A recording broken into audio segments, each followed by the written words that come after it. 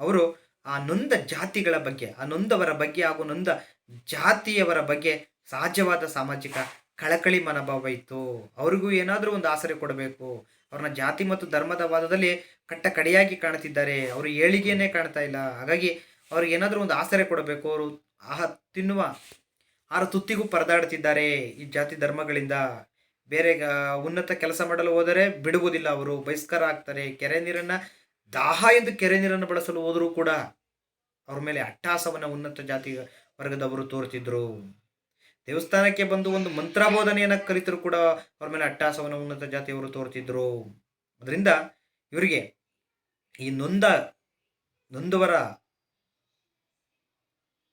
ನೊಂದವರ ಕುರಿತು ಸಾಮಾಜಿಕ ಕಳಕಳಿಯನ್ನ ತೋರಿಸಿದ್ರು. ಕಳಕಳಿ ಅಂದ್ರೆ ಕರುಣೆ, ಅನುಕಂಪ, ಅವ್ರ ಬಗ್ಗೆ ಮಮತೆ ತೋರೋದು, ಕರುಣೆ ತೋರೋದು, ಕನಿಕರ ತೋರೋದು. ಅಯ್ಯೋ ಪಾಪ ಅವ್ರಿಗೆ ಈ ರೀತಿ ಆಗಬಾರ್ದಾಗಿತ್ತು, ಅವ್ರಿಗೂ ನಮ್ಮಂತೆ ಅವಕಾಶಗಳು ಸಿಗಬೇಕು, ಅವರು ನಮ್ಮಂತೆ ಎಲ್ಲ ರೀತಿಯ ಏಳಿಗೆಯನ್ನು ಕಾಣುವಂತಾಗಬೇಕು. ಅವ್ರು ಯಾಕೆ ದೇವಸ್ಥಾನಗಳಲ್ಲಿ ಪೂಜೆ ಮಾಡಬಾರ್ದು, ಅವ್ರು ಯಾಕೆ ಕೆರೆ ನೀರನ್ನು ಬಳಸಬಾರ್ದು, ಅವ್ರು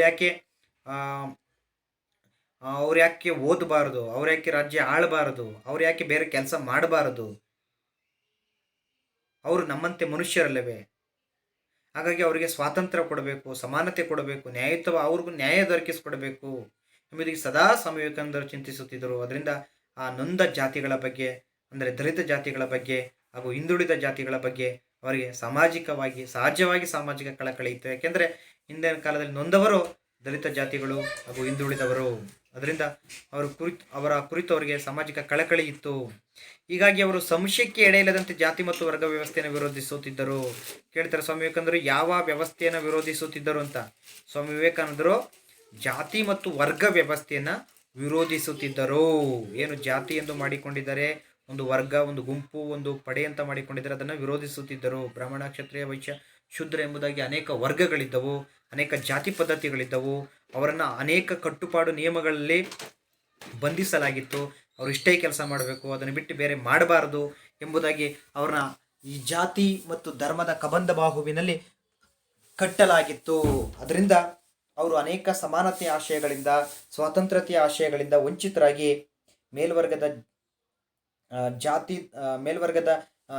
ಮೇಲ್ವರ್ಗದ ಜನತೆ ಹಾಗೂ ಜಾತಿಗಳಿಂದ ಶೋಷಣೆಗೆ, ಅನ್ಯಾಯಕ್ಕೆ ಒಳಗಾಗಿದ್ರು. ಅವ್ರ ಮೇಲೆ ನಿರಂತರವಾಗಿ ಅವ್ಯಾಹತವಾಗಿ ಶೋಷಣೆ ನಡೆಯುತ್ತಲೇ ಇತ್ತು. ಅವ್ರಿಗೆ ಯಾವುದೇ ರೀತಿಯ ಸಮಾನತೆ ಅವಕಾಶಗಳನ್ನು ತೋರಿರಲಿಲ್ಲ.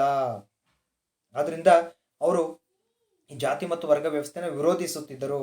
ಹಾಗಾಗಿ ಇಷ್ಟೆಲ್ಲ ಅಮಾನವೀಯ ಕೃತ್ಯಗಳಿಗೆ ಕಾರಣ ಯಾವುದು ಅಂದರೆ ಈ ಜಾತಿ ಮತ್ತು ವರ್ಗ ವ್ಯವಸ್ಥೆ. ಈ ಜಾತಿ ವರ್ಗ ವ್ಯವಸ್ಥೆ ಇಲ್ಲದೇ ಇದ್ದಿದ್ದರೆ ಎಲ್ಲ ಮಾನವರು ಒಂದೇ ಎಂಬ ಸರಿ ಮನೋಭಾವದಿಂದ ಕಾಣಲಾಗುತ್ತಿತ್ತು. ಯಾರು ಏನು ಬೇಕಾದರೂ ಕೆಲಸ ಮಾಡಬಹುದಾಗಿತ್ತು. ಎಲ್ಲರಿಗೂ ಸ್ವಾತಂತ್ರ್ಯತೆಯನ್ನು ಕೊಡಲಾಗಿತ್ತು. ಎಲ್ಲರೂ ಎಲ್ಲ ಅವಕಾಶಗಳನ್ನು ಅನುಭವಿಸುವಂತಹ ಅವಕಾಶ ಸಿಗುತ್ತಿತ್ತು. ಆದರೆ ಈ ಎಲ್ಲರಿಗೂ ಎಲ್ಲ ಅವಕಾಶಗಳನ್ನು ಸಿಗುವಂತಹ ಒಂದು ಸ್ವಾತಂತ್ರ್ಯವನ್ನ, ಸಮಾನತೆಯ ಆಶಯವನ್ನ ಕಟ್ಟಿ ಹಾಕಿರುವುದು ಈ ಜಾತಿ ಮತ್ತು ವರ್ಗ ವ್ಯವಸ್ಥೆ. ಹಾಗಾಗಿ ಅವರು ಈ ಬ್ರಾಹ್ಮಣ, ಕ್ಷತ್ರಿಯ, ವೈಶ್ಯ, ಶೂದ್ರ ಎಂಬ ಈ ವರ್ಗ ವ್ಯವಸ್ಥೆ ಮತ್ತು ಇನ್ನಿತರ ಪರಿಶಿಷ್ಟ ಜಾತಿ, ಪರಿಶಿಷ್ಟ ಪಂಗಡ, ಉನ್ನತ ಜಾತಿ, ಕೀಳು ಜಾತಿ, ಹಿಂದುಳಿದ ಜಾತಿ ಎಂಬುದು ಏನು ಜಾತಿವಾದ ಇದೆ ಅದಕ್ಕೆ ಅವರು ವಿರೋಧ ವ್ಯಕ್ತಪಡಿಸುತ್ತಿದ್ದರು. ಅದರಿಂದ ಅವರು ಜಾತಿ ಮತ್ತು ವರ್ಗ ವ್ಯವಸ್ಥೆನ ವಿರೋಧಿಸುತ್ತಿದ್ದರು. ಈ ಜಾತಿಯನ್ನು ಭಾರತದಿಂದ ಬುಡ ಸಮೇತ ಕಿತ್ತು ಹಾಕಬೇಕು. ಈ ವರ್ಗ ವ್ಯವಸ್ಥೆ ಅನ್ನೋದು ಬುಡ ಸಮೇತ ಕಿತ್ತು ಹಾಕಬೇಕು. ಏಕೆಂದರೆ ಈ ಜಾತಿ ಮತ್ತು ಈ ವರ್ಗ ವ್ಯವಸ್ಥೆಯಿಂದ ಕೆಲವೊಂದು ವರ್ಗ ಕಟ್ಟಕಡೆಯಾಗಿ ನಿಕೃಷ್ಟವಾದ ಜೀವನ ನಡೆಸುತ್ತಿದೆ. ಅವರಿಗೆ ಯಾವುದೇ ಸಮಾನತೆ ಅವಕಾಶಗಳು ಇಲ್ಲ. ಅವರಿಗೆ ಒಂದು ನ್ಯಾಯಯುತವಾದ ಬದುಕನ್ನು ನ್ಯಾಯಯುತವಾಗಿ ಅವರು ಬದುಕಲು ಅಸಾಧ್ಯವಾಗಿದೆ ಎಂಬ ಕಾರಣಕ್ಕೆ ಅವರು ಜಾತಿ ಮತ್ತು ವರ್ಗ ವ್ಯವಸ್ಥೆನ ವಿರೋಧಿಸುತ್ತಿದ್ದರು. ಅವರು ಜಾತಿ ಎಂಬುದು ಸಮಾಜದ ಒಂದು ಆಂತರಿಕ ಭಾಗವಾಗಿದೆ. ಹಿಂದೆ ಅದು ವಿಕಾಸವಾಗುತ್ತಿತ್ತು, ಈಗ ಅದು ಘನೀಭೂತವಾಗಿದೆ, ಅದರ ದುರ್ಗಂಧದಿಂದ ಭಾರತದ ವಾತಾವರಣ ತುಂಬಿದೆ ಎಂದು ಹೇಳಿದರು. ಜಾತಿ ವ್ಯವಸ್ಥೆ ಬಗ್ಗೆ ಸ್ವಾಮಿ ವಿವೇಕಾನಂದರ ಅಭಿಪ್ರಾಯ ಏನು ಅಂತ ಕೇಳ್ತಾರೆ 2 ಮಾರ್ಕ್ ಕ್ವಶನ್ಗೆ. ಜಾತಿ ವ್ಯವಸ್ಥೆಯ ಬಗ್ಗೆ ವಿವೇಕಾನಂದರ ಅಭಿಪ್ರಾಯವೇನು ಅಂತ ಕೇಳ್ತಾರೆ. ಜಾತಿ ವ್ಯವಸ್ಥೆಯ ಬಗ್ಗೆ ವಿವೇಕಾನಂದರ ಅಭಿಪ್ರಾಯವೇನು ಅಂತ ಕೇಳಿದಾಗ ನೀವು ಉತ್ತರ ಬರೀಬೇಕು. ಏನಂತ?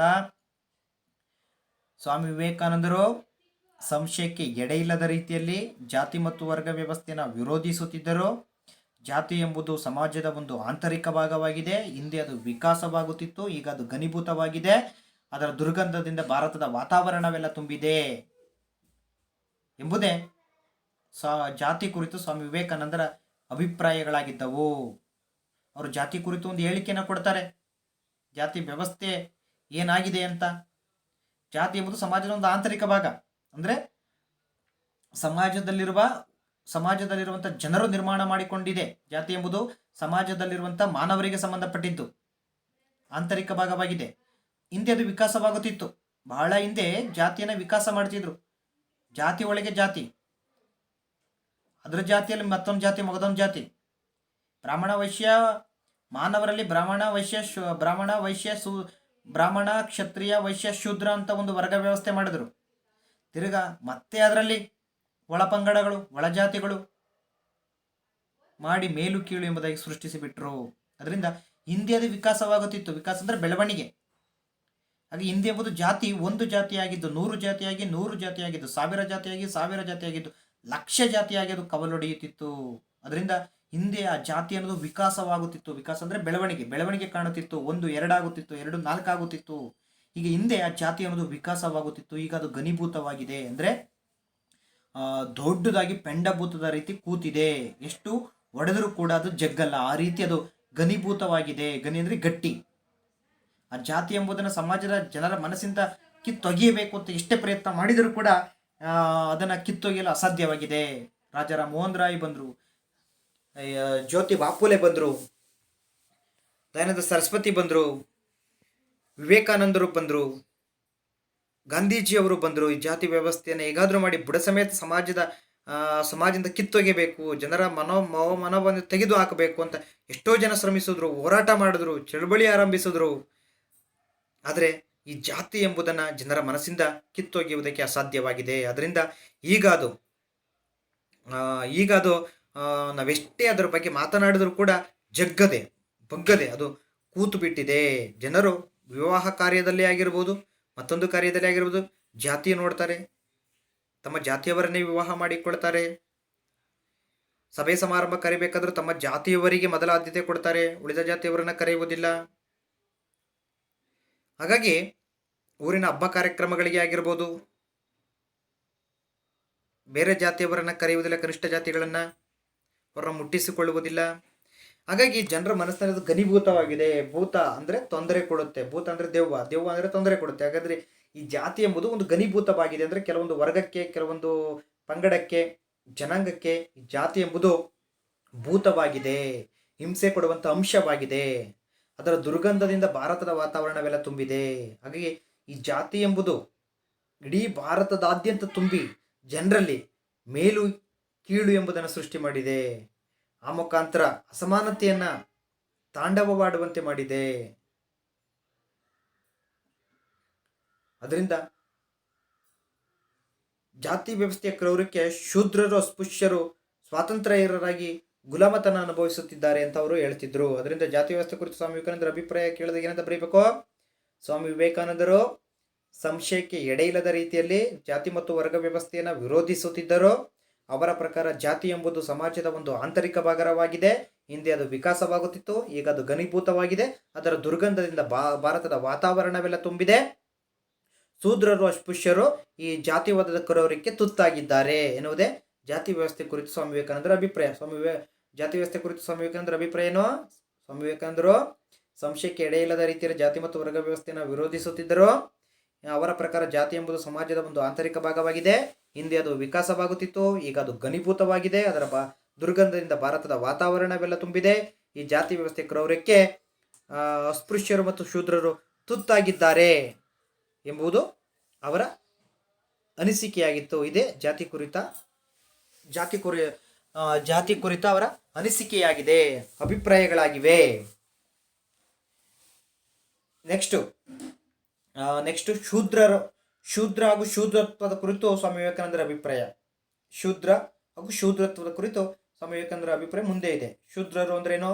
ಬ್ರಾಹ್ಮಣರು, ವೈಶ್ಯರು, ಕ್ಷತ್ರಿಯ ಶೂದ್ರರು ಅಂತಿದ್ರು. ಬ್ರಾಹ್ಮಣರು ತಲೆಯಿಂದ ಜನಿಸಿದವರು, ಕ್ಷತ್ರಿಯರು ಭುಜದಿಂದ ಜನಿಸಿದವರು, ವೈಶ್ಯರು ತೊಡೆಯಿಂದ ಜನಿಸಿದವರು, ಶೂದ್ರರು ಪಾದದಿಂದ ಜನಿಸಿದವರು ಅಂತ ವರ್ಗ ವ್ಯವಸ್ಥೆಯನ್ನು ಸೃಷ್ಟಿ ಮಾಡಿ ಮೇಲು ಕೀಳನ್ನು ಮಾಡಿದರು. ಬ್ರಾಹ್ಮಣರು ಮಾತ್ರ ಎಲ್ಲ ಅವಕಾಶಗಳನ್ನು ಅನುಭವಿಸ್ಬೋದು, ಅವರು ಓದ್ಬೋದು, ಬರಿಬೋದು, ಎಲ್ಲಿಗೆ ಬೇಕಾದರೂ ಹೋಗ್ಬೋದು, ಯಾವ ಕೆಲಸ ಬೇಕಾದರೂ ಮಾಡ್ಬೋದು, ಸರ್ಕಾರಿ ಕೆಲಸ ಸೇರ್ಬೋದು, ಯಾವುದೇ ಕೆರೆ ನೀರನ್ನು ಕುಡಿಬೋದು, ಎಲ್ಲರ ಮನೆಗೆ ಹೋಗ್ಬೋದು, ಎಲ್ಲ ರೀತಿಯ ಅವಕಾಶಗಳನ್ನು ಪಡಿಬೋದು. ಪ್ರತಿಯೊಂದನ್ನು ಮಾಡ್ಬೋದು. ಆದರೆ ಈ ಶೂದ್ರ ವರ್ಗದವರು ಯಾವುದೇ ಉನ್ನತ ಕೆಲಸವನ್ನು ಮಾಡುವಾಗಿರಲಿಲ್ಲ. ಬರೀ ಕೊಟ್ಟಿಗೆಯಲ್ಲಿ ಸಗಣಿ ಎತ್ತುವಂಥ ಕೆಲಸವನ್ನೇ ಮಾಡಬೇಕು, ಚಪ್ಪಲಿ ಹೊಲಿಯುವಂಥ ಕೆಲಸವನ್ನೇ ಮಾಡಬೇಕು, ಮಡಿಕೆ ಮಾಡುವಂಥ ಕೆಲಸವನ್ನೇ ಮಾಡಬೇಕು, ಅಥವಾ ಈ ಬ್ರಾಹ್ಮಣ ಕ್ಷತ್ರಿಯ ವೈಶ್ಯರ ಮನೆಯಲ್ಲಿ ಅವ್ರು ಹೇಳಿದ ಕೆಲಸಗಳನ್ನೇ ಮಾಡಬೇಕು. ಅವ್ರು ಓದುವಾಗಿಲ್ಲ, ದೇವಸ್ಥಾನಕ್ಕೆ ಬರುವಾಗಿಲ್ಲ, ಕೆರೆ ನೀರನ್ನು ಕುಡಿಯುವಾಗಿಲ್ಲ, ದೇವರ ದರ್ಶನವನ್ನು ಮಾಡುವಾಗಿಲ್ಲ, ಮಂತ್ರಗಳ ಶ್ಲೋಕಗಳನ್ನು ಮಾಡುವಾಗಿಲ್ಲ, ಶಿಕ್ಷಣವನ್ನು ಪಡೆಯುವಾಗಿಲ್ಲ, ಗುರುಗಳನ್ನು ಮುಟ್ಟಿಸುವಾಗಿಲ್ಲ, ಉನ್ನತವರ ಮನೆಗೆ ಹೋಗುವಾಗಿಲ್ಲ, ಅವರನ್ನು ಮುಟ್ಟಿಸಿಕೊಳ್ಳುವಾಗಿಲ್ಲ. ಅವರನ್ನು ಮುಟ್ಟಿಸಿದರೆ ಅಶುದ್ಧ ಎಂಬುದಾಗಿ ಕಾಣಿಸಿದ್ರು. ಅದರಿಂದ ಈ ರೀತಿ ಶೋಷಣೆಗೆ ತುತ್ತಾದವರನ್ನು ನಾವು ಶೂದ್ರರು ಅಥವಾ ಅಸ್ಪೃಶ್ಯರು ಅಂತ ಕರಿತೀವಿ. ಯಾರು ಜಾತಿವಾದದ ಕ್ರೌರ್ಯಕ್ಕೆ ತುತ್ತಾಗಿದ್ದಾರೆ, ಅಸಮಾನತೆಗೆ ತುತ್ತಾಗಿದ್ದಾರೆ, ಶೋಷಣೆಗೆ ಒಳಗಾಗಿದ್ದಾರೆ, ಅವರನ್ನು ನಾವು ಶೂದ್ರರು ಅಸ್ಪೃಶ್ಯರು ಅಂತ ನಾವು ಕರಿತೀವಿ. ಆ ಶೂದ್ರರು ಅಸ್ಪೃಶ್ಯರಿಗೆ ಯಾವುದೇ ರೀತಿಯ ನಾಗರಿಕ ಸವಲತ್ತುಗಳನ್ನು ಕೊಟ್ಟಿರಲಿಲ್ಲ, ಸಮಾನತೆಯ ಆಶಯಗಳನ್ನು ನೀಡಿರಲಿಲ್ಲ, ನ್ಯಾಯಯುತವಾಗಿ ಅವ್ರನ್ನ ನಡೆಸ್ಕೋತಾ ಇರಲಿಲ್ಲ. ಬದಲಾಗಿ ಅವ್ರನ್ನ ಭಾಳ ಕೀಳಾಗಿ ಕಾಣ್ತಿದ್ರು. ಅವ್ರನ್ನ ಮುಟ್ಟಿದ್ರೆ ಮೈಲಿಗೆ ಆಗುತ್ತೆ, ನಾವು ಸ್ನಾನ ಮಾಡಬೇಕು ಅಂತ ಬ್ರಾಹ್ಮಣರು ಬಿಂಬಿಸಿದ್ರು. ಅವರು ಬಂದರೆ ದೇವಸ್ಥಾನ ಮೈಲಿಗೆ ಆಗುತ್ತೆ, ಅಶುದ್ಧವಾಗುತ್ತೆ ಅಂತ ಭಾವಿಸಿದ್ರು. ಅವರು ಓದಿದ್ರೆ ಮೈಗತ್ತಲ್ಲ, ಅವ್ರು ಯಾವುದೇ ಕಾರಣಕ್ಕೂ ಮೈಗತ್ತಲ್ಲ. ಅವರು ಓದಿದ್ರೆ ದೇವರು ಕೋಪ ಮಾಡಿಕೊಳ್ತಾನೆ, ಅವ್ರಿಗೆ ಓದು ಮೈ ಎತ್ತುವುದಿಲ್ಲ. ಆದ್ದರಿಂದ ಅವ್ರು ಓದಲೇಬಾರದು, ಧರ್ಮಶಾಸ್ತ್ರ ಗ್ರಂಥಗಳನ್ನು ಓದಬಾರದು, ಓದಿದ್ರೆ ಅದು ಮೈಲಿಗೆ ಆಗುತ್ತೆ ಎಂಬುದಾಗಿ ಒಂದು ಪರಿಭಾವಿಸಿದ್ರು. ಹಾಗೆ ತಮ್ಮ ಅನುಕೂಲಕ್ಕೆ ತಕ್ಕಂತೆ ಬ್ರಾಹ್ಮಣ ಜಾತಿಯವರು ತಮ್ಮ ಕಾನೂನುಗಳನ್ನು, ನಿಯಮಗಳನ್ನು ರೂಪಿಸ್ಕೊಂಡಿದ್ರು. ಧರ್ಮವನ್ನು ಮುನ್ನಡೆಸ್ಕೊಂಡು ಹೋಗ್ಬೇಕಾಗಿರೋದು ಬ್ರಾಹ್ಮಣರು ಮಾತ್ರ, ಬೇರೆಯವರು ಯಾರು ಮುನ್ನಡೆಸ್ಕೊಂಡು ಹೋಗಿಲ್ಲ. ಮಠ ಮಂದಿರ ಕಟ್ಟುವಾಗಿಲ್ಲ, ದೇವಸ್ಥಾನ ಕಟ್ಟುವಾಗಿಲ್ಲ, ಪೂಜೆ ಮಾಡುವಾಗಿಲ್ಲ, ಯಾವ ಕೆಲಸಗಳನ್ನು ಕೂಡ ಉನ್ನತ ಕೆಲಸಗಳನ್ನು ಮಾಡುವಾಗಿಲ್ಲ ಅಂತವರು ಬಿಂಬಿಸ್ಬಿಟ್ಟಿದ್ರು. ಅದರಿಂದ ಅವರು ಅದರಿಂದ ಈ ಜಾತಿವಾದದ ಕ್ರೌರ್ಯಕ್ಕೆ, ಅಟ್ಟಹಾಸಕ್ಕೆ, ದೌರ್ಜನ್ಯಕ್ಕೆ ತುತ್ತಾದವರು ಶೂದ್ರರು ಹಾಗೂ ಅಸ್ಪೃಶ್ಯರಾಗಿದ್ದರು. ಅಸ್ಪೃಶ್ಯರು ಅಂದರೆ ಅವರು ಯಾವುದೇ ದೇವಸ್ಥಾನಕ್ಕೆ ಹೋದರೆ ಮೈಲಿಗೆ ಆಗುತ್ತೆ, ಕೆರೆ ನೀರನ್ನು ಕುಡಿದ್ರೆ ಕೆರೆ ನೀರು ಮೈಲಿಗೆ ಆಗುತ್ತೆ ಅನ್ನೋ ಒಂದು ಪರಿಕಲ್ಪನೆ ಏನಿತ್ತು, ಅವ್ರನ್ನ ಅಸ್ಪೃಶ್ಯರು ಅಂತ ಕರೆಯಲಾಗಿತ್ತು. ಹಾಗಾಗಿ ಶೂದ್ರ ಹಾಗೂ ಶೂದ್ರತ್ವದ ಬಗ್ಗೆ ಅವರು ಒಂದು ಹೇಳಿಕೆಯನ್ನು ಕೊಟ್ಟಿದ್ದಾರೆ, ಅದು ಮುಂದೆ ಇದೆ. ಹಾಗಾಗಿ ಜಾತಿ ವ್ಯವಸ್ಥೆ ಕ್ರೌರ್ಯಕ್ಕೆ ಯಾರು ತುತ್ತಾಗಿದ್ದಾರೆ? ಒಂದು ಅಂಕಕ್ಕೆ ಕೇಳ್ತಾರೆ, ಜಾತಿ ವ್ಯವಸ್ಥೆ ಕ್ರೌರ್ಯಕ್ಕೆ ಯಾರು ತುತ್ತಾಗಿದ್ದಾರೆ? ಜಾತಿ ವ್ಯವಸ್ಥೆಯ ಕ್ರೌರ್ಯಕ್ಕೆ ಶೂದ್ರರು ಹಾಗೂ ಅಸ್ಪೃಶ್ಯರು ತುತ್ತಾಗಿದ್ದಾರೆ. ಹಾಗಾಗಿ ಶೂದ್ರರು ಹಾಗೂ ಅಸ್ಪೃಶ್ಯರು ಅವಾಗ ಗುಲಾಮತನದಿಂದ ಬದುಕಬೇಕಾಗಿತ್ತು. ಬೇರೆಯವರು ಹೇಳುವಂಥ ಕೆಲಸವನ್ನು ಮಾಡಿಕೊಂಡು ಅವರು ಗುಲಾಮತನವನ್ನು ಅನುಭವಿಸಬೇಕಾಗಿತ್ತು. ಅವ್ರು ಹೇಳಿದಾಗಿ ಕೇಳಬೇಕಾಗಿತ್ತು. ಬ್ರಾಹ್ಮಣರು ಹೇಳ್ತಾ ಇದ್ರು, ನೀನು ದೇವಸ್ಥಾನಕ್ಕೆ ಬರುವಾಗಿಲ್ಲ, ನೀನು ಅಲ್ಲೇ ನಿಂತಿರಬೇಕು, ನೀನು ಇಲ್ಲಿ ಬರಬಾರದು, ಬ್ರಾಹ್ಮಣರ ಮನೆಗೆ ಬರಬಾರದು, ಉನ್ನತ ಜಾತಿಗಳ ಮನೆಗೆ ಹೋಗಬಾರದು, ಅವರ ಮುಟ್ಟಿಸ್ಕೊಳ್ಬಾರದು, ನೀನು ದಾಹ ಇದ್ರೂ ಕೂಡ ಅಷ್ಟೇ, ನೀನು ಸತ್ರು ಪರವಾಗಿಲ್ಲ, ಕೆರೆ ನೀರು ಕುಡಿಬಾರದು, ನಿನಗೆ ಜ್ಞಾನ ತಿಳುವಳಿಕೆ ಇಲ್ಲ ಅಂದರೂ ಅಷ್ಟೇ, ನೀನು ಓದಬಾರದು, ನೀನು ಕೊಟ್ಟಿಗೆ ಸಗಣಿ ಎತ್ತುವ ಕೆಲಸ ಮಾಡ್ಕೊಂಡೇ ಇರಬೇಕು, ನಮ್ಮ ಮನೆಯ ಹೊಲ ಗದ್ದೆಗಳಲ್ಲಿ ವ್ಯವಸಾಯ ಮಾಡಿಕೊಂಡೇ ಇರಬೇಕು, ನೀನು ಬೇರೆ ಯಾವುದೇ ಉನ್ನತ ಕೆಲಸಗಳನ್ನು ಮಾಡುವಾಗಿಲ್ಲ ಅಂತ ಕಟ್ಟುಪಾಡುಗಳನ್ನು ಬ್ರಾಹ್ಮಣರು ದಲಿತ ಹಾಗೂ ಅಸ್ಪೃಶ್ಯ ಜಾತಿಯವರಿಗೆ ವಿಧಿಸಿದ್ರು. ಆಗ ದಲಿತ ಮತ್ತು ಅಸ್ಪೃಶ್ಯ ಜಾತಿಯವರು ಅವ್ರು ಹೇಳಿದಾಗಿ ಕೇಳ್ಕೊಂಡಿರಬೇಕಾಗಿತ್ತು. ಬದಲಾಗಿ ಏನಾದರೂ ಅವರ ಹೇಳಿಕೆಗೆ ವಿರೋಧ ಕೊಟ್ಟರೆ ಅವನನ್ನು ಊರಿಂದ ಬಹಿಷ್ಕಾರ ಆಗ್ತಿದ್ರು, ಕಂಬಕ್ಕೆ ಕಟ್ಟಿ ಒದೆ ಕೊಡ್ತಿದ್ರು, ಚಡಿಯೇಟನ್ನು ಕೊಡ್ತಿದ್ರು.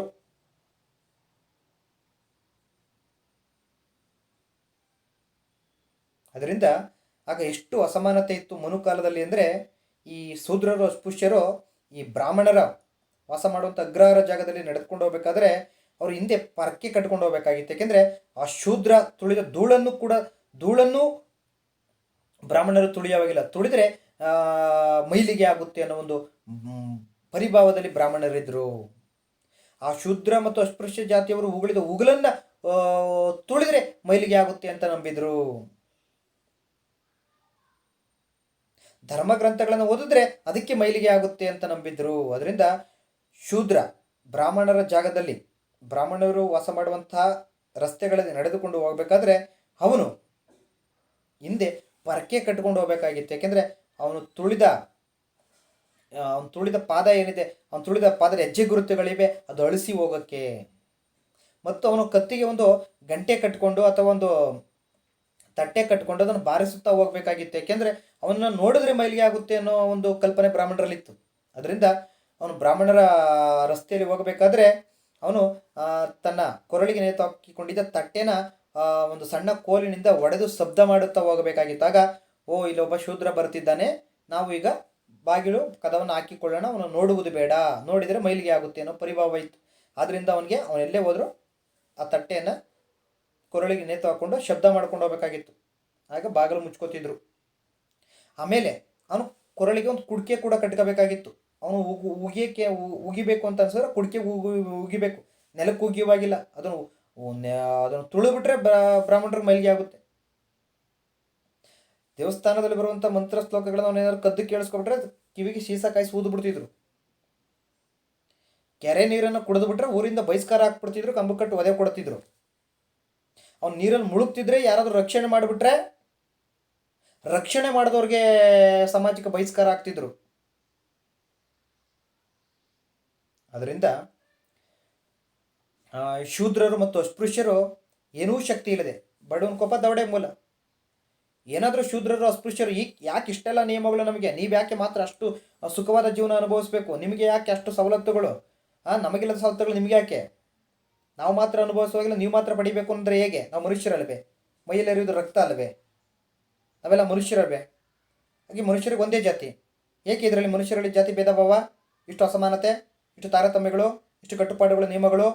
ನೀವು ಮಾತ್ರ ಉನ್ನತ ಕೆಲಸಗಳು ಮಾಡ್ಬೋದು, ನಾವು ಮಾತ್ರ ಉನ್ನತ ಕೆಲಸಗಳು ಮಾಡುವಾಗಿಲ್ಲ. ನಾವು ಕೆರೆ ನೀರು ಕುಡಿಯೋವಾಗಿಲ್ಲ, ನೀವು ಕೆರೆ ನೀರು ಕುಡಿಬೋದು. ನೀವು ದೇವಸ್ಥಾನಕ್ಕೆ ಹೋಗ್ಬೋದು, ನಾವು ದೇವಸ್ಥಾನಕ್ಕೆ ಹೋಗುವಾಗಿಲ್ಲ, ದೇವರ ದರ್ಶನ ಮಾಡುವಾಗಿಲ್ಲ. ನೀವು ವೇದ ಮಂತ್ರ ಪುಸ್ತಕಗಳನ್ನು ಇನ್ನಿತರ ಜ್ಞಾನವನ್ನು ಪಡಿಬೋದು, ನಾವು ಮಾತ್ರ ಪಡೆಯುವಾಗಿಲ್ಲ. ನೀವು ರಾಜ್ಯ ಆಳ್ಬೋದು, ಉನ್ನತ ಕೆಲಸಗಳನ್ನು ಸರ್ಕಾರಿ ಕೆಲಸಗಳನ್ನು ತಗೋಬೋದು, ನಾವು ಮಾತ್ರ ಯಾಕೆ ತೆಗೆದುಕೊಳ್ಳುವಾಗಿಲ್ಲ. ನಾವು ಯಾಕೆ ನೀವು ಹೇಳಿದ ಕೆಲಸಗಳನ್ನೇ ಮಾಡಬೇಕು, ಕೊಡಗಿಲೆ ಸಗಣಿ ಎತ್ತೋ ಕೆಲಸವನ್ನೇ ಮಾಡಬೇಕು, ನಿಮ್ಮ ವ್ಯವಸಾಯದಲ್ಲಿ ದುಡಿಯುವ ಕಾರ್ಮಿಕರಾಗಿ ರೈತರಾಗಿ ನಾವು ಯಾಕೆ ಕೆಲಸ ಮಾಡಬೇಕು ಅಂತ ಯಾರಾದರೂ ಶೂದ್ರ ಪ್ರಶ್ನೆ ಮಾಡಿದ್ರೆ ಅವನಿಗೆ ಶಿಕ್ಷೆ ಕೊಡ್ತಿದ್ರು.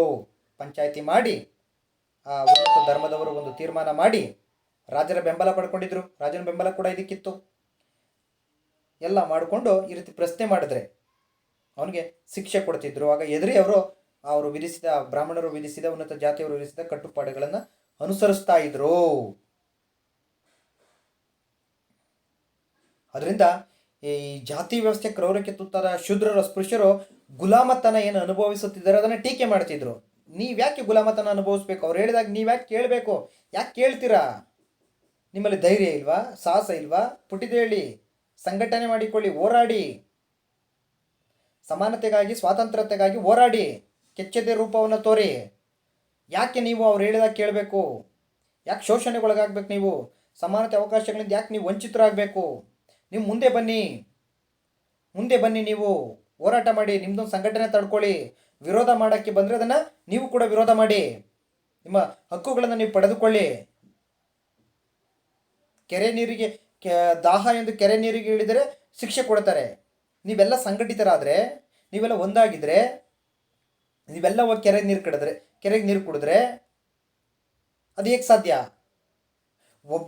ಒಬ್ಬ ದಲಿತನಿಗೆ ಶಿಕ್ಷೆ ಆಗುತ್ತಿದ್ರೆ ಉಳಿದ ದಲಿತರು ಹೇಗೆ ಕೂತ್ಕೋತೀರ ಕೈಕಟ್ಟಿ? ನೀವು ಅವನ ಪರವಾಗಿ ಬನ್ನಿ, ನಿಮ್ಮ ಶಕ್ತಿಯನ್ನು ಪ್ರದರ್ಶನ ಮಾಡಿ, ಐಂದಿನ ಕಟ್ಟುಪಾಡು ನಿಯಮಗಳನ್ನು ಕಡಿದೊಗಿರಿ.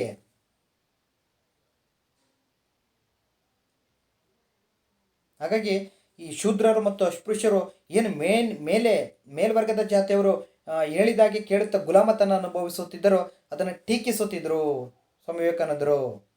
ನೀವು ಯಾಕೆ ಆ ರೀತಿ ಮಾಡ್ತೀರಾ? ನೀವು ಧೈರ್ಯದಿಂದ ಇರಿ, ಸಂಘಟಿತರಾಗಿ. ಬಡವನ ಕೋಪ ದವಡೆಗೆ ಮೂಲ ಅಂತ ಇರಬೇಡಿ. ನೀವೆಲ್ಲ ಸಂಘಟಿತರಾದರೆ, ನೀವೆಲ್ಲ ಒಂದಾಗಿದ್ದರೆ ಅವ್ರು ನಿಮ್ಗೇನು ಮಾಡೋಕ್ಕಾಗಲ್ಲ. ನೀವು ಒಗ್ಗಟ್ಟಿಯಿಂದ ಇರಿ, ಹೋರಾಟ ಮಾಡಿ ಅಂತ ಅವರು ಸ್ವಾಮಿ ವಿವೇಕಾನಂದರು ಹೇಳ್ತಿದ್ರು. ಅದರಿಂದ ಅವರು ಗುಲಾಮತನ ಅನುಭವಿಸೋದನ್ನು ಟೀಕೆ ಮಾಡ್ತಿದ್ರು. ಯಾಕೆ ಈ ಥರ ನೀವು ಅವರು ಏನೇ ಮಾಡಿದ್ರು ಸುಮ್ಮನೆ ಸಹಿಸ್ಕೋತೀರಾ? ತಿರುಗಿ ನೀವು ಅವ್ರ ಮೇಲೆ ಅಂತ ಸ್ವಾಮಿ ವಿವೇಕಾನಂದರು ಸದಾ ಹೇಳ್ತಿದ್ರು. ಹಾಗೆ ಶೂದ್ರ ವರ್ಗ ತನ್ನ ಊಳಿಗ ಸ್ವಭಾವನ ಬಿಟ್ಟು ಹೊರ ಬರಬೇಕೆಂದು ಕರೆ ಕೊಡ್ತಾರೆ. ಅವ್ರು ಏನು ಹೇಳ್ತಾ ಇದ್ರು ಕೆಲಸಗಳನ್ನು, ಅದನ್ನು ಶೂದ್ರ ವರ್ಗ ಅನುಸರಿಸಬೇಕಾಗಿತ್ತು. ಬ್ರಾಹ್ಮಣರಿಗೆ ಜಮೀನುಗಳಿದ್ವು, ಹಸುಗಳಿದ್ವು. ಈ ಹಸುಗಳನ್ನು ಕಾಯುವಂಥ ಕೆಲಸ, ಹೊಲ ಗದ್ದೆಗಳಲ್ಲಿ ದುಡಿಯುವಂಥ ಕೆಲಸವನ್ನ ಬ್ರಾಹ್ಮಣರು ಶೂದ್ರ ವರ್ಗದವರಿಗೆ ಕೊಟ್ಟಿದ್ರು. ನೀವು ನಮ್ಮ ಮನೆಯಲ್ಲಿ ನಾವು ಹೇಳಿದ ಕೆಲಸ ಮಾಡ್ಕೊಂಡಿರಬೇಕು, ನಿಮಗೆ ಗಂಜಿನೋ ನೀರೋ ಕೊಡ್ತೀವಿ, ಅದನ್ನು ತಿನ್ಕೊಂಡಿರಬೇಕು. ದೇವಸ್ಥಾನಕ್ಕೆ ಬರೋಂಗಿಲ್ಲ, ಕೆರೆ ನೀರು ಕುಡಿಯೋಂಗಿಲ್ಲ, ಯಾವುದು ಬೇರೆ ಉನ್ನತ ಕೆಲಸಗಳನ್ನು ಮಾಡುವಾಗಿಲ್ಲ. ನಾವು ಹೇಳಿದ ಕೆಲಸ ಮಾಡಿಕೊಂಡು ಒಂದು ಗುಡಿಸಲು ಇದ್ದು ಗಂಜಿ ನೀರು ಕುಡ್ಕೊಂಡು ಬದುಕಬೇಕು ನೀವು ಅಷ್ಟೇ. ದುಡ್ಡು ಬರುವಂಥ ಕೆಲಸ ನೀವು ಮಾಡಬಾರದು. ಅದರಿಂದ ಶೂದ್ರರು ಮತ್ತು ಅಸ್ಪೃಶ್ಯರು ಉನ್ನತ ಜಾತಿ ವರ್ಗದವರ ಮನೆಯಲ್ಲಿ ಗುಲಾಮರಾಗಿ ಕೆಲಸ ಮಾಡ್ತಿದ್ರು. ಅವರು ಹೇಳಿದ ಕೆಲಸಗಳನ್ನ ನಾಯಿಯಂತೆ ಮಾಡಬೇಕಾಗಿತ್ತು. ಅವ್ರ ಹೊಲ ಗದ್ದೆಗಳಲ್ಲಿ ದುಡಿದು ಬದುಕಬೇಕಾಗಿತ್ತು. ಅವ್ನು ಕೊಟ್ಟ ಕಾಸನ್ನು ಪಡ್ಕೊಂಡು, ಇಲ್ಲ ಅಂದರೆ ಏನೂ ಇಲ್ಲದೆ ಅವ್ರ ಮನೆಯಲ್ಲಿ ನಾಯಿ ಥರ ದುಡಿಮೆ ಮಾಡಿಕೊಂಡು ಬದುಕಬೇಕಾಗಿತ್ತು. ಅದರಿಂದ ಅವ್ರು ಹೇಳ್ತಾರೆ, ಊಳಿಗ ಸ್ವಭಾವನ ಬಿಟ್ಟು ಹೊರ ಬರಬೇಕು ಅಂತ ಕರೆ ಕೊಡ್ತಾರೆ. ಶೂದ್ರ ವರ್ಗದವರೇ, ನೀವೇಕೆ ಅವರು ಗುಲಾಮರಾಗಿ ಕೆಲಸ ಮಾಡ್ತೀರಾ? ಅವ್ರ ಹೊಲ ಗದ್ದೆಗಳಲ್ಲಿ ಕಾರ್ಮಿಕರಾಗಿ ಕೆಲಸ ಮಾಡ್ತೀರಾ? ಅವ್ರು ಕೂಡ ಎಂಜಲು ಕಾಸಿಗೆ ನೀವು ಅವರ ಹೇಳಿದ ಕೆಲಸಗಳನ್ನು ಮಾಡಬೇಡಿ. ನಿಮಗೆ ಇಷ್ಟ ಬಂದ ಕೆಲಸ ಮಾಡಿ. ನೀವು ಜಮೀನು ತಗೊಳ್ಳಿ, ನೀವೇ ಒಡೆಯರಾಗಿ, ನೀವೇ ಮಾಲೀಕರಾಗಿ, ನೀವು ಇಷ್ಟ ಬಂದ ಕೆಲಸ ಮಾಡಿ. ಯಾವುದು ಆದಾಯದ ಮೂಲ ಇದೆ ಆ ಕೆಲಸ ಮಾಡಿ. ನೀವು ಶೈಕ್ಷಣಿಕವಾಗಿ, ಆರ್ಥಿಕವಾಗಿ, ಸಾಮಾಜಿಕವಾಗಿ ಪ್ರಬುದ್ಧರಾಗಿ ಸಮಾಜದ ಮುಖ್ಯವಾಹಿನಿಗೆ ಬನ್ನಿ. ನೀವು ಯಾಕೆ ಅವ್ರು ಹೇಳಿದಾಗ ಕೇಳಬೇಕು?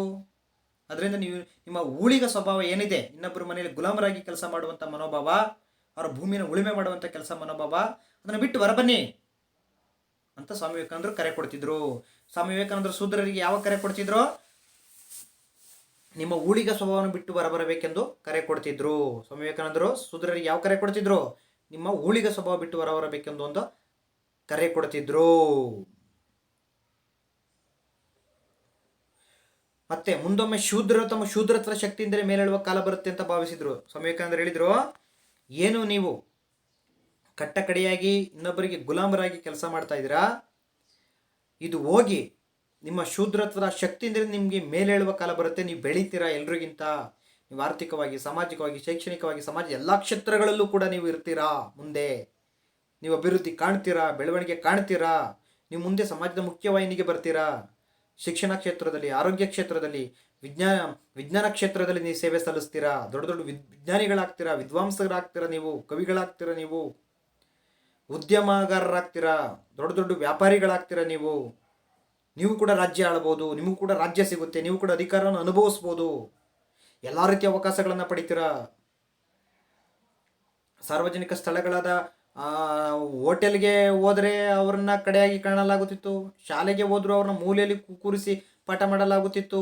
ಹೋಟೆಲ್ಗೆ ಹೋದರೆ ಅವ್ರನ್ನ ಓಡಿಸ್ತಿದ್ರು ಅಥವಾ ಮೂಲೆ ಕೂರಿಸಿ ಅನ್ನ ನೀರನ್ನು ಏನೋ ಥರ ಕೀಳಾಗಿ ಕಾಣ್ತಿದ್ರು.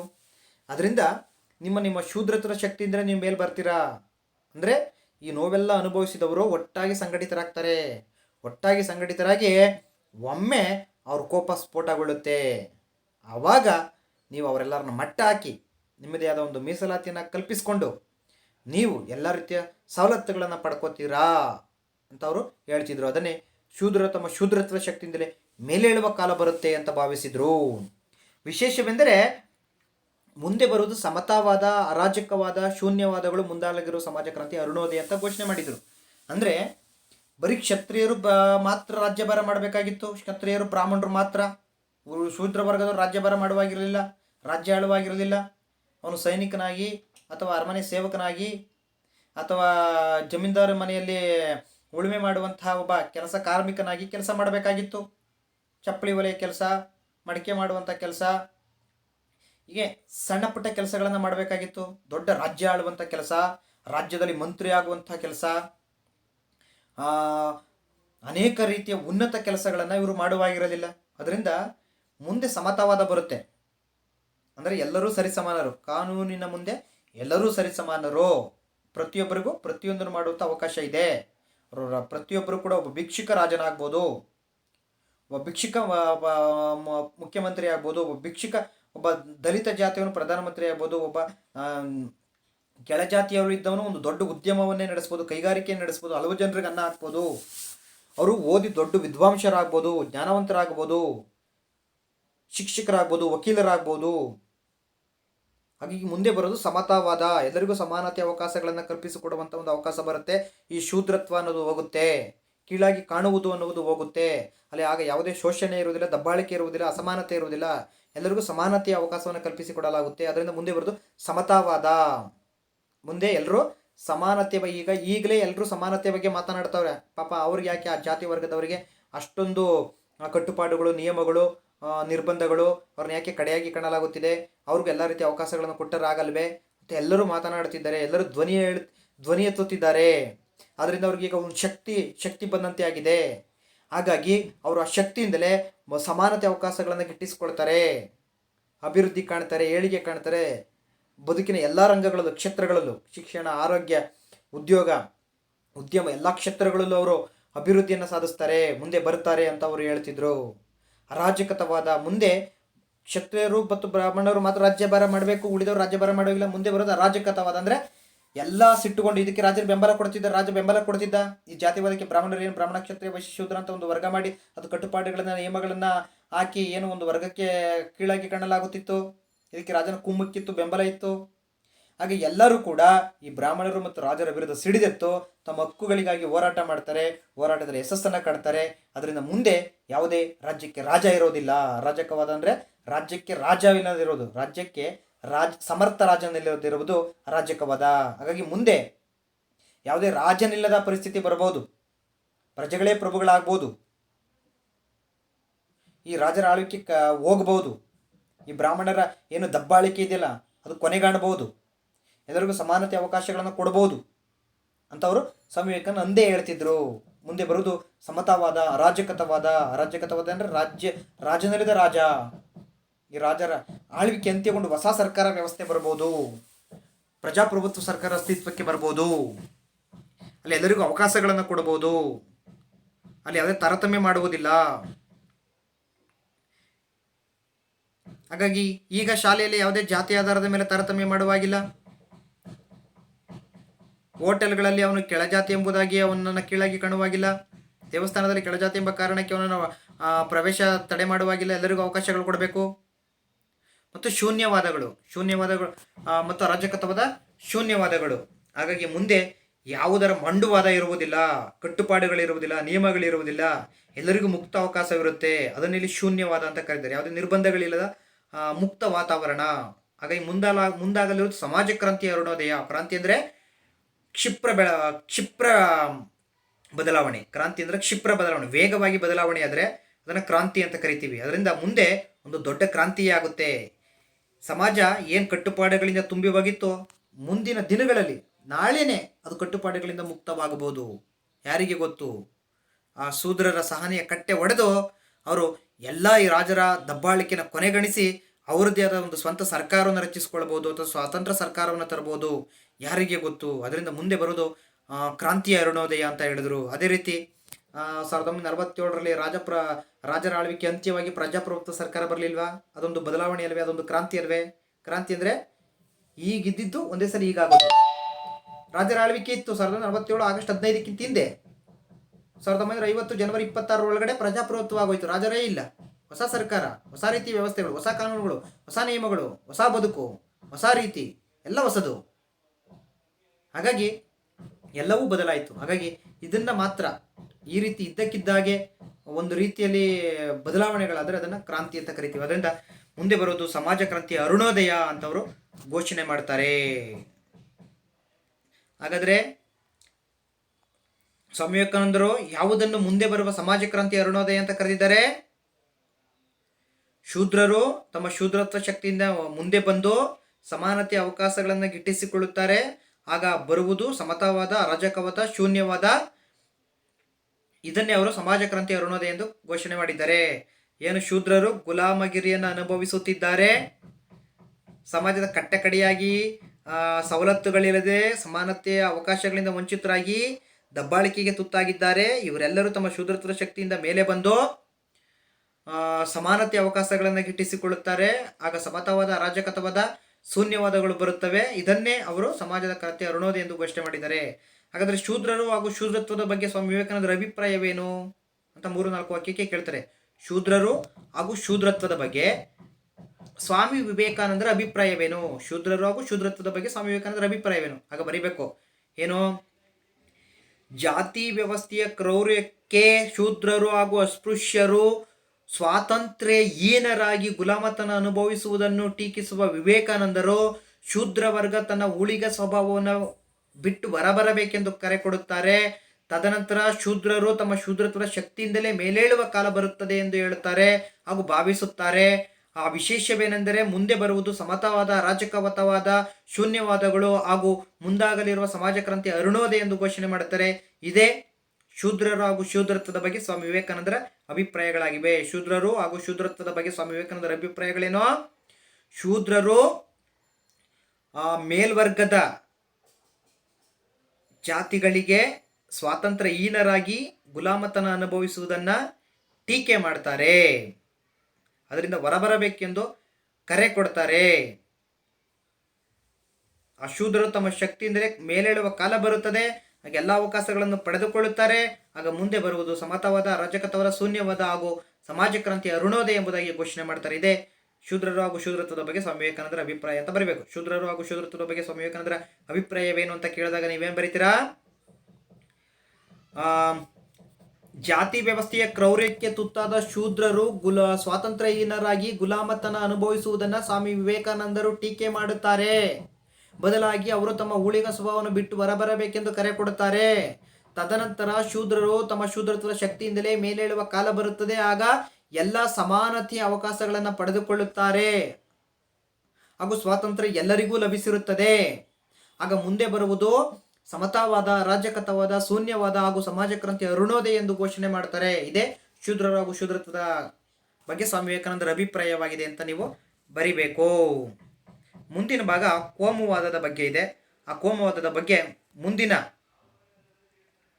ವಿಡಿಯೋ ಕ್ಲಾಸಲ್ಲಿ ತಿಳಿಸಿಕೊಡಲಾಗುತ್ತೆ. ಓಕೆ, ಯಾವ್ಯಾವ ಪ್ರಶ್ನೆಗಳನ್ನು ಕೇಳ್ತಾರೆ ಅಂತ ಇಲ್ಲಿ ಹೇಳಲಾಗಿದ್ದೀನಿ. ವಿವೇಕಾನಂದರೇ ಯಾವುದರ ರೂಪಕ ಅಂತ ಕೇಳ್ತಾರೆ. ವಿವೇಕಾನಂದರೇ ಸಾಮಾಜಿಕ ಸಂಕಟ, ಸಿಟ್ಟು, ಸ್ಫೋಟ ಹಾಗೂ ಸ್ಪಷ್ಟತೆಗಳ ರೂಪಕ ಅಂತ ಬರೀಬೇಕು. ವಿವೇಕಾನಂದರ ಮೊದಲ ಆದ್ಯತೆ ಯಾವುದಾಗಿತ್ತು ಅಂತ ಕೇಳ್ತಾರೆ. ವಿವೇಕಾನಂದರ ಮೊದಲ ಆದ್ಯತೆ ದೈಹಿಕ ಹಸಿವನ್ನ ಇಂಗಿಸುವುದು ಆಗಿತ್ತು ಅಂತ ಬರೀಬೇಕು. ನೆಕ್ಸ್ಟು, ಸ್ವಾಮಿ ವಿವೇಕಾನಂದರು ಯಾವುದನ್ನು ವಿರೋಧಿಸುತ್ತಿದ್ದರು ಅಂತ ಕೇಳಿದಾಗ ಸ್ವಾಮಿ ವಿವೇಕಾನಂದರು ಜಾತಿ ಮತ್ತು ವರ್ಗ ವ್ಯವಸ್ಥೆಯನ್ನು ವಿರೋಧಿಸುತ್ತಿದ್ದರು ಅಂತ ಬರೀಬೇಕು. ತದನಂತರ ಯಾವ ಅಂಶಗಳು ಮಾನವೀಯ ಮೌಲ್ಯಗಳನ್ನು ನುಂಗಿ ನೊಣೆಯುತ್ತಿವೆ ಅಂತ ಕೇಳಿದಾಗ ಜಾತಿವಾದ ಮತ್ತು ಕೋಮುವಾದಗಳು ಮುನ್ನೆಲೆಗೆ ಬಂದು ಮಾನವೀಯ ಮೌಲ್ಯಗಳನ್ನು ನುಂಗಿ ನೊಣೆಯುತ್ತಿವೆ ಅಂತ ನೀವು ಬರೀಬೇಕು. ಸ್ವಾಮಿ ವಿವೇಕಾನಂದರ ಮೊದಲ ಆದ್ಯತೆ ಯಾವುದಾಗಿತ್ತು ಅಂತ ಕೇಳಿದಾಗ ಬಡಜನರ ಹೊಟ್ಟೆ ಹಸಿವನ್ನು ಇಂಗಿಸುವುದು ಸ್ವಾಮಿ ವಿವೇಕಾನಂದರ ಮೊದಲ ಆದ್ಯತೆ ಆಗಿತ್ತು ಅಂತ ಬರೀಬೇಕು. ಸ್ವಾಮಿ ವಿವೇಕಾನಂದರಿಗೆ ಯಾರ ಕುರಿತು ಸಹಜವಾದ ಸಾಮಾಜಿಕ ಕಳಕಳಿ ಇತ್ತು ಅಂತ ಕೇಳಿದಾಗ ಸ್ವಾಮಿ ವಿವೇಕಾನಂದರಿಗೆ ಹಿಂದುಳಿದ ಹಾಗೂ ದಲಿತ ಜಾತಿಗಳ ಕುರಿತು ಸಹಜವಾದ ಸಾಮಾಜಿಕ ಕಳಕಳಿ ಇತ್ತು ಅಂತ ಬರೀಬೇಕು. ಯಾರು ಜಾತಿ ವ್ಯವಸ್ಥೆ ಕ್ರೌರ್ಯಕ್ಕೆ ತುತ್ತಾಗಿದ್ದಾರೆ ಅಂತ ಕೇಳಿದಾಗ ಶೂದ್ರರು ಹಾಗೂ ಅಸ್ಪೃಶ್ಯರು ಜಾತಿ ವ್ಯವಸ್ಥೆ ಕ್ರೌರ್ಯಕ್ಕೆ ತುತ್ತಾಗಿದ್ದಾರೆ ಅಂತ ಬರೀಬೇಕು. ಶೂದ್ರರು ಯಾವ ಸ್ವಭಾವವನ್ನು ಬಿಟ್ಟು ಹೊರವರಕ್ಕೆ ಕರೆ ಕೊಡ್ತಾರೆ ಅಂತ ಕೇಳಿದಾಗ ಸ್ವಾಮಿ ವಿವೇಕಾನಂದರು ಶೂದ್ರರು ಊಳಿಗ ಸ್ವಭಾವವನ್ನು ಬಿಟ್ಟು ಹೊರವರಕ್ಕೆಂದು ಕರೆ ಕೊಡ್ತಾರೆ ಅಂತ ಹೇಳಬೇಕು. ತದನಂತರ ಮುಂದಾಗಲಿರುವುದು ಯಾವ ಕ್ರಾಂತಿ ಅರುಣೋದಯ ಎಂದು ಸ್ವಾಮಿ ವಿವೇಕಾನಂದರು ಘೋಷಣೆ ಮಾಡಿದ್ದಾರೆ ಅಂತ ಕೇಳಿದಾಗ ಶೂದ್ರರು ತಮ್ಮ ಶೂದ್ರತ್ವ ಶಕ್ತಿಯಿಂದಲೇ ಮುಂದೆ ಬರುತ್ತಾರೆ, ಆಗ ಸಮತಾವಾದ, ಅರಾಜಕತಾವಾದ, ಶೂನ್ಯವಾದಗಳು ಎದುರಾಗಲಿವೆ, ಹಾಗಾಗಿ ಇದೇ ಮುಂದಾಗಲಿರುವ ಸಮಾಜ ಕ್ರಾಂತಿ ಅರುಣೋದಯ ಎಂದು ಘೋಷಿಸಿದ್ದಾರೆ ಅಂತ ಕೇಳಬೇಕು. ಇದು 1 ಅಂಕದ ಪ್ರಶ್ನೆಗಳು. ಈಗ 3-4 ಅಂಕದ ಪ್ರಶ್ನೆಗಳನ್ನು ನಾವು ನೋಡೋದಾದ್ರೆ, ಸ್ವಾಮಿ ವಿವೇಕಾನಂದರು ಧಾರ್ಮಿಕ ಮೂಲಭೂತವಾದಿಯಾಗಿರೋದಿಲ್ಲ, ಬದಲಾಗಿ ಧಾರ್ಮಿಕ ಮೂಲಭೂತವಾದಕ್ಕೆ ಉಗ್ರ ವಿರೋಧಿಯಾಗಿದ್ದರು. ಹೇಗೆ ಅಂತ ಕೇಳಿದಾಗ ಸ್ವಾಮಿ ವಿವೇಕಾನಂದವರು ಹಿಂದೂ ಧರ್ಮದವರೇ ಆಗಿದ್ದರೂ ಕೂಡ ಕೇವಲ ಹಿಂದೂ ಧರ್ಮದವರ ಒಳಿತಿಗೆ ಮಾತ್ರ ಶ್ರಮಿಸಲಿಲ್ಲ, ಬದಲಾಗಿ ಎಲ್ಲ ಧರ್ಮ, ಜಾತಿ, ಜನಾಂಗ, ಭಾಷಿಗರಲ್ಲಿರುವ ಬಡವರ, ಶ್ರಮಿಕರ, ಅಸಕ್ತರ, ದುರ್ಬಲರ ಏಳಿಗೆಗಾಗಿ ಕೆಲಸವನ್ನು ಮಾಡಿದ್ದಾರೆ. ಆದ್ದರಿಂದ ಅವರ ಜೀವನದ ಮುಖ್ಯ ಧ್ಯೇಯ ಬಡಜನರ ಹೊಟ್ಟೆ ಹಸಿವನ್ನು ಇಂಗಿಸುವುದಾಗಿತ್ತು. ತದನಂತರ ಆತ್ಮದ ಹಸಿವನ್ನು, ವೇದಾಂತದ ಹಸಿವನ್ನು, ಸಾಂಸ್ಥಿಕವಾದ ಧರ್ಮದ ಹಸಿವನ್ನು ಇಂಗಿಸುವುದಾಗಿತ್ತು. ಆದ್ದರಿಂದ ಅವರು ಯಾವುದೇ ಒಂದು ಧರ್ಮಕ್ಕೆ ಅಂಟಿಕೊಂಡು ಕೂರದೆ ಎಲ್ಲ ಧರ್ಮದವರನ್ನು ಸಮಾನವಾಗಿ ಕಾಣುತ್ತಾ ಎಲ್ಲ ಧರ್ಮದವರಲ್ಲಿರುವ ಬಡವರಿಗೆ, ಅಸಕ್ತರ ಏಳಿಗೆಗಾಗಿ ಶ್ರಮಿಸಿದ ಕಾರಣ ಅವರು ಎಂದಿಗೂ ಧಾರ್ಮಿಕ ಮೂಲಭೂತವಾದಿಯಾಗಿರೋದಿಲ್ಲ ಎಂಬುದಾಗಿ ಬರೀಬೇಕು. ನೆಕ್ಸ್ಟು, ಸ್ವಾಮಿ ವಿವೇಕಾನಂದರು ಹಿಂದೂ ಧರ್ಮದೊಳಗಿದ್ದು ಹೇಗೆ ಅದನ್ನು ಮೀರಿದ ಸಾಮಾಜಿಕ ಶಕ್ತಿಯಾದರು ಅಂತ ಕೇಳಿದಾಗ ಸ್ವಾಮಿ ವಿವೇಕಾನಂದರವರು ಹಿಂದೂ ಧರ್ಮದವರೇ ಆಗಿರ್ಬೋದು, ಕಾವಿ ಬಟ್ಟೆಯನ್ನೇ ತೊಡಬಹುದು, ಆದರೆ ಅವರು ಎಲ್ಲ ಧರ್ಮದವರ ಏಳಿಗೆಗಾಗಿ ಶ್ರಮಿಸುತ್ತಿದ್ದರು. ಯಾವ ಧರ್ಮದವರ ಕುರಿತು ಅವರು ಮೇಲು ಕೀಳು ಎಂದಾಗಿ ಕಾಣುತ್ತಾ ಇರಲಿಲ್ಲ. ಬದಲಾಗಿ ಎಲ್ಲ ಧರ್ಮದಲ್ಲಿರುವ ಬಡ ಜನರ ಹಸಿವನ್ನು ಇಂಗಿಸುವುದು ಅವರ ಮೊದಲ ಆದ್ಯತೆಯಾಗಿತ್ತು. ತದನಂತರ ಆತ್ಮದ ಹಸಿವು, ವೇದಾಂತದ ಹಸಿವು, ಸಾಂಸ್ಥಿಕ ಧರ್ಮದ ಹಸಿವನ್ನು ಈಗಿಸುವುದಾಗಿತ್ತು. ಅವರು ಧಾರ್ಮಿಕ ಮೂಲಭೂತವಾದಕ್ಕೆ ಉಗ್ರ ವಿರೋಧಿಯಾಗಿದ್ದರು, ಅದನ್ನು ವಿರೋಧ ಮಾಡುತ್ತಿದ್ದರು. ಆದ ಕಾರಣ ಅವರು ಜಾತಿ ಮತ್ತು ಕೋಮುವಾದವನ್ನು ವಿರೋಧ ಮಾಡುತ್ತಿದ್ದ ಕಾರಣ ಹಿಂದೂ ಧರ್ಮದೊಳಗಿದ್ದು ಅದನ್ನು ವಿರೋಧ ಸಾಮಾಜಿಕ ಶಕ್ತಿಯಾದರು ಅಂತ ಬರೀಬೇಕು. ನೆಕ್ಸ್ಟ್ ಸ್ವಾಮಿ ವಿವೇಕಾನಂದರು ಇಂದಿನ ಸನ್ನಿವೇಶಕ್ಕೆ ಹೆಚ್ಚು ಪ್ರಸ್ತುತರು ಹೇಗೆ ಅಂತ ಕೇಳ್ತಾರೆ. ಸ್ವಾಮಿ ವಿವೇಕಾನಂದರು ಇಂದಿನ ಸನ್ನಿವೇಶಕ್ಕೆ ಹೆಚ್ಚು ಪ್ರಸ್ತುತರು ಹೇಗೆ ಅಂತ ಕೇಳಿದಾಗ ನೀವು ಬರಿಬೇಕು, ಇಂದಿನ ಸಮಾಜದಲ್ಲಿ ಜಾತಿ ಮತ್ತು ಧರ್ಮಗಳ ಆಧಾರದ ಮೇಲೆ ಅನೇಕ ಅಸಮಾನತೆಗಳಿವೆ, ಅನ್ಯಾಯಗಳು ನಡೆಯುತ್ತಿವೆ, ಮೋಸ ವಂಚನೆಗಳು ನಡೆಯುತ್ತಿವೆ, ಇವುಗಳ ಆಧಾರದ ಮೇಲೆ ಅಮಾನವೀಯ ಕೃತ್ಯಗಳು ನಡೆಯುತ್ತಿವೆ. ಆದ ಕಾರಣ ಅವರು ಯಾವುದೇ ಧರ್ಮವನ್ನು ಮೇಲು ಕೀಳು ಎಂದು ನೋಡದೆ ಎಲ್ಲ ಧರ್ಮದವರಿಗೂ ಧರ್ಮದವರನ್ನು ಸಮಾನವಾಗಿ ಕಾಣುತ್ತಾ ಎಲ್ಲ ಧರ್ಮದಲ್ಲಿರುವ ಬಡವರಿಗೆ, ಹಸಿದವರಿಗೆ ಅನ್ನ ಹಾಕುವಂಥ ಕೆಲಸವನ್ನು ಅವರು ಮೊದಲ ಆದ್ಯತೆಯಾಗಿ ಮಾಡುತ್ತಿದ್ದರು. ನಂತರ ಆತ್ಮದ ಹಸಿವು, ವೇದಾಂತದ ಹಸಿವು, ಸಾಂಸ್ಥಿಕ ಧರ್ಮದ ಹಸಿವನ್ನು ಈಗಿಸುವುದು ಅವರ ಕಾರ್ಯವಾಗಿತ್ತು. ಜಾತಿವಾದ ಮತ್ತು ಕೋಮುವಾದಕ್ಕೆ ಉಗ್ರ ವಿರೋಧಿಯಾಗಿದ್ದರು. ಹಿಂದೂ ಧರ್ಮದೊಳಗಿದ್ದದನ್ನು ಮೀರಿದ ಸಾಮಾಜಿಕ ಶಕ್ತಿಯಾಗಿ ಅವರು ಸಮಾನತೆಗಾಗಿ, ನ್ಯಾಯಕ್ಕಾಗಿ ಹೋರಾಟ ಮಾಡಿದರು. ಸಮಾಜದಲ್ಲಿರೋ ಬಡವರ, ದುರ್ಬಲ ವರ್ಗದವರ ಪರವಾಗಿ ನಿಂತರು. ಅದರಿಂದ ಅವರು ಇಂದಿನ ಸನ್ನಿವೇಶಕ್ಕೆ ಹೆಚ್ಚು ಪ್ರಸ್ತುತರು ಅಂತ ನೀವು ಬರೀಬೇಕು.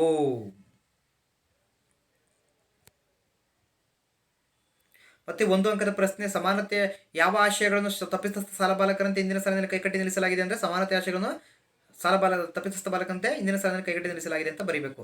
ನೆಕ್ಸ್ಟ್, ಜಾತಿ ಕುರಿತು ಸ್ವಾಮಿ ವಿವೇಕಾನಂದರ ಅಭಿಪ್ರಾಯವೇನು ಅಂತ ಕೇಳ್ತಾರೆ. ಆಗ ಜಾತಿ ಕುರಿತು ಸ್ವಾಮಿ ವಿವೇಕಾನಂದರ ಅಭಿಪ್ರಾಯ ಏನು ಅಂತ ಕೇಳಿದಾಗ 3-4 ವಾಕ್ಯದಲ್ಲಿ ಸ್ವಾಮಿ ವಿವೇಕಾನಂದರು ಸಂಶಯಕ್ಕೆ ಎಡೆಯಿಲ್ಲದ ರೀತಿಯಲ್ಲಿ ಜಾತಿ ಮತ್ತು ವರ್ಗ ವ್ಯವಸ್ಥೆಯನ್ನು ವಿರೋಧಿಸುತ್ತಿದ್ದರು. ಅವರ ಪ್ರಕಾರ ಜಾತಿ ಎಂಬುದು ಸಮಾಜದ ಒಂದು ಆಂತರಿಕ ಭಾಗವಾಗಿತ್ತು. ಹಿಂದೆ ಅದು ವಿಕಾಸವಾಗುತ್ತಿತ್ತು, ಈಗ ಅದು ಗಣಿತಭೂತವಾಗಿದೆ. ಅದರ ದುರ್ಗಂಧದ ಭಾರತದ ವಾತಾವರಣ ಎಲ್ಲ ತುಂಬಿದೆ. ಜಾತಿ ವ್ಯವಸ್ಥೆ ಕ್ರೌರ್ಯಕ್ಕೆ ಶೂದ್ರರು ಹಾಗೂ ಸ್ಪೃಶ್ಯರು ತುತ್ತಾಗಿದ್ದಾರೆ ಎನ್ನುವುದೇ ಜಾತಿ ವ್ಯವಸ್ಥೆ ಕುರಿತು ಸ್ವಾಮಿ ವಿವೇಕಾನಂದರ ಅಭಿಪ್ರಾಯ ಅಂತ ಬರೀಬೇಕು. ನಂತರ ಶೂದ್ರರು ಹಾಗೂ ಶೂದ್ರತ್ವದ ಬಗ್ಗೆ ಸ್ವಾಮಿ ವಿವೇಕಾನಂದರ ಅಭಿಪ್ರಾಯವೇನು ಅಥವಾ ಯಾವುದು ಸಮಾಜ ಕ್ರಾಂತಿ ಅರುಣೋದಯ ಅಂತ ಘೋಷಣೆ ಮಾಡಿದ್ದಾರೆ ಅಂತ ಕೇಳಿದಾಗ ನೀವು ಆ ಎರಡಕ್ಕೂ ಒಂದೇ ಉತ್ತರ ಬರೀಬೇಕು. ಏನಂತ, ಜಾತಿ ವ್ಯವಸ್ಥೆ ಕ್ರೌರ್ಯಕ್ಕೆ ತುತ್ತಾದ ಶೂದ್ರರು ಮತ್ತು ಅಸ್ಪೃಶ್ಯರು ಸ್ವಾತಂತ್ರ್ಯ ಹೀನರಾಗಿ ಗುಲಾಮತನ ಅನುಭವಿಸುವುದನ್ನು ಟೀಕಿಸುವ ವಿವೇಕಾನಂದರು ಶೂದ್ರ ವರ್ಗ ತಮ್ಮ ಊಳಿಗ ಸ್ವಭಾವವನ್ನು ಬಿಟ್ಟು ಹೊರಬರಬೇಕು ಎಂದು ಕರೆ ಕೊಡುತ್ತಾರೆ. ತದನಂತರ ಶೂದ್ರರು ತಮ್ಮ ಶೂದ್ರತ್ವ ಶಕ್ತಿಯಿಂದಲೇ ಮುಂದೆ ಬೆಳೆಯುವ ಕಾಲ ಬರುತ್ತದೆ ಎಂದು ಭಾವಿಸುತ್ತಾರೆ. ಆಗ ವಿಶೇಷವೆಂದರೆ ಮುಂದೆ ಬರಲಿರುವುದು ಸಮತಾವಾದ, ರಾಜಕವಾದ, ಶೂನ್ಯವಾದಗಳು. ಇದು ಸಮಾಜ ಕ್ರಾಂತಿ ಅರುಣೋದಯ ಎಂಬುದಾಗಿ ಹೇಳುವುದರ ಮೂಲಕ ಈ ರೀತಿ ಅವರು ಶೂದ್ರರು ಹಾಗೂ ಶೂದ್ರತ್ವದ ಬಗ್ಗೆ ತಮ್ಮ ಅಭಿಪ್ರಾಯವನ್ನು ವ್ಯಕ್ತಪಡಿಸಿದ್ದಾರೆ ಎಂಬುದಾಗಿ ಬರಿಬೇಕು. ಸರಿನಾ? Okay, thank you.